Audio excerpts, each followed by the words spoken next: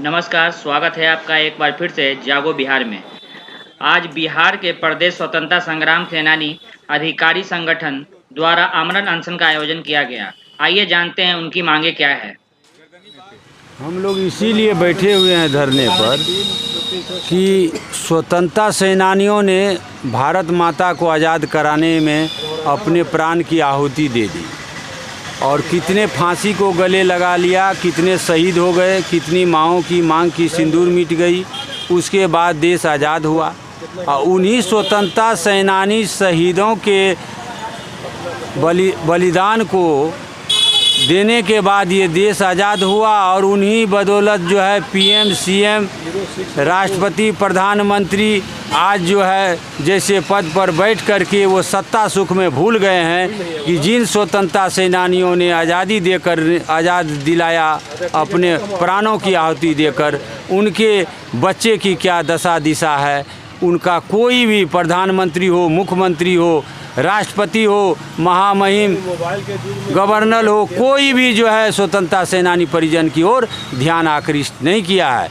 और सिर्फ 15 अगस्त स्वतंत्रता दिवस पर जो है सिर्फ जो है शहीद स्वतंत्र सेनानी का जो है उस पर चर्चा करता है, लेकिन उस शहीद के परिजन की क्या हालात है। मांग क्या है? मेरा मांग है कि स्वतंत्रता सेनानी उत्तराधिकारियों को उत्तराखंड सरकार ने पेंशन, बस पास, आरक्षण, बिजली निःशुल्क बहुत सी सुविधा दे रही है और बिहार से ही महात्मा गांधी चंपारण की धरती से आंदोलन किए। आज बिहार के ही उत्तराधिकारी को किसी भी तरह की सुविधा नहीं दी जाती है। इन्हीं मांगों को लेकर के हमने अनिश्चितकालीन अनशन पर बैठा हूं और माननीय मुख्यमंत्री जी और राष्ट्रपति, प्रधानमंत्री को कहना चाहता हूं कि आप जो है संख्या बल की राजनीति को नहीं समझे। हम लोग स्वतंत्रता सेनानी परिवार के हैं जिनके खून से देश की आज़ादी मिली, इसीलिए ये नहीं समझे कि संख्या बल नहीं है इसका, क्योंकि संख्या बल में जो है भेड़ बकरी चलती है, शेर अकेला चलता है।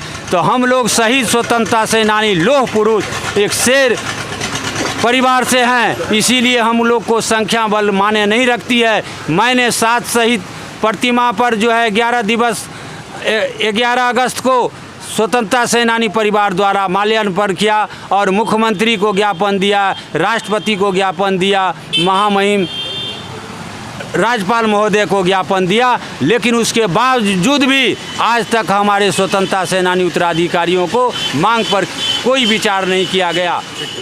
आज मैं अनशन कार्यक्रम के माध्यम से माननीय नीतीश कुमार को कहना चाहता हूं कि वो नीतीश कुमार जी एक बहुत बड़े महान स्वतंत्रता सेनानी और प्रख्यात सेनानी के सुपुत्र हैं।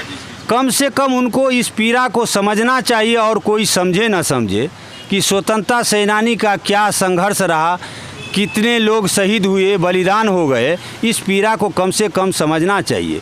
मैं भी एक स्वतंत्रता सेनानी का पुत्र हूँ।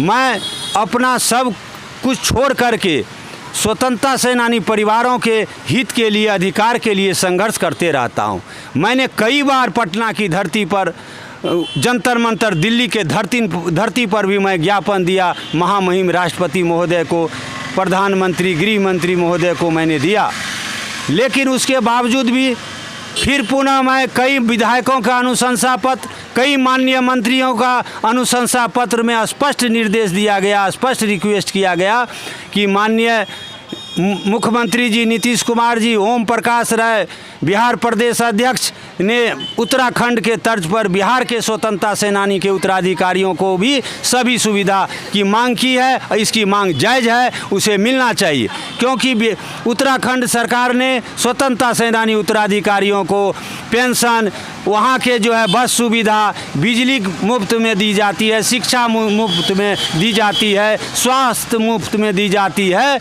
और जिस बिहार की धरती से, चंपारण की धरती से महात्मा गांधी ने आंदोलन का शंखनाद किया, जिससे पूरे देश की आज़ादी मिली, इसी बिहार के धरती पर जयप्रकाश नारायण जी भी आंदोलन किए, वो भी सफल रहा। तो ये आज के अनशन के माध्यम से माननीय मुख्यमंत्री श्री नीतीश कुमार जी को मैं कहना चाहता हूं कि आज़ादी की दूसरी लड़ाई स्वतंत्रता सेनानी के उत्तराधिकारियों ने बिल्कुल फूंक चुका है। इसीलिए उन्हें नम्र निवेदन के साथ कहता हूं कि हमारे अनशन कार्यक्रम में वो आने का कष्ट करे, क्योंकि वो भी स्वतंत्र सेनानी के उत्तराधिकारी हैं। हमसे ज़्यादा पीड़ा उसको होनी चाहिए कि वो बिहार के मुख्यमंत्री मुखिया पद पर है, वो सुविधा दे सकते हैं। मैं उत्तराधिकारी तो हूँ, लेकिन फिर भी मैं स्वतंत्रता सेनानी परिवारों को हक दिलाने के लिए हर वक्त मैं संकल्पित रहता हूँ। लेकिन हमसे वो बड़े हैं, बड़े पद पर हैं, ये गंभीरता से उनको लेना चाहिए, लेकिन वो नज़रअंदाज करता है। ये बहुत दुख की बात है।